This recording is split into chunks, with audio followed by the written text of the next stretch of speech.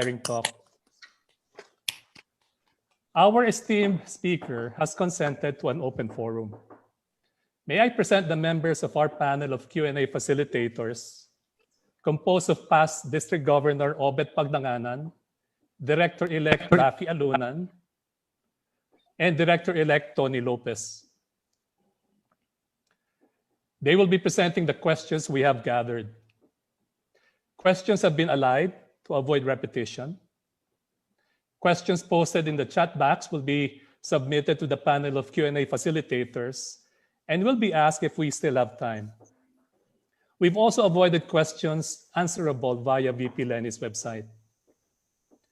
In terms of sequence, we'll start with Governor Obet, followed by elect Rafi, and then Director-elect Tony. And then we start all over again. So now, may I turn over the virtual floor to our first questionnaire, PDG Gov Obet. Thank you very much, Tito. Good morning, and thank you very much. Congratulations to the Vice President for that very good speech. And thank you for this opportunity to articulate questions from the more than 900 participants as of now and growing. For the first question, ma'am, the Philippines is presently the world's largest importer of rice, even surpassing China in 2019, and it started to import huge quantities of pork, vegetables, and fish. Meanwhile, the aging Filipino farmers and fisherfolk, with average age of 58 years, constitute 70% of the poorest of the poor. If you're elected president, how would your administration rectify this situation and attain food security for our country, ma'am? Thank you for that. Thank you for that, Gov Obet. Agriculture will definitely be one of the top priorities of the administration if you make it. It was one of the reasons why Senator Kiko Pangilinan was chosen to be my running mate, because agriculture and food security has always been his paramount advocacy. Our goal now is to make sure that this health crisis does not turn into a food crisis.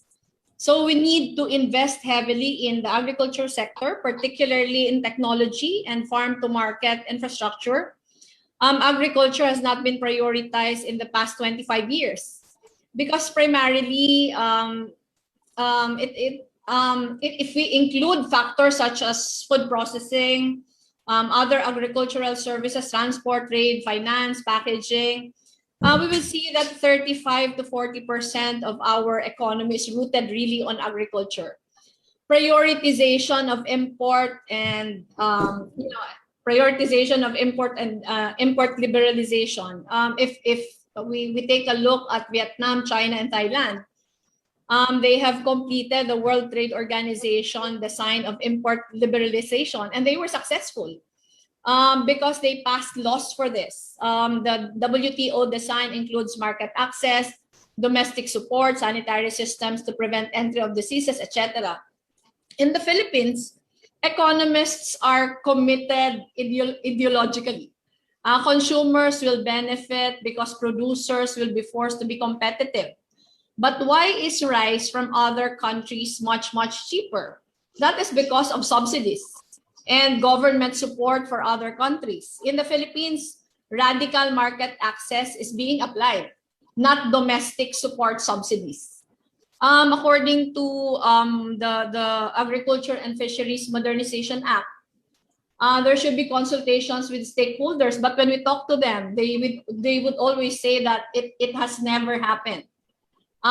Senator Kiko passed the Sagip-Saka Act, and there should be laws for domestic support, and there should be buffer funds, etc. Our laws contain a lot of provisions to help domestic production, but there is a lot of problem with operationalizing what is in the law.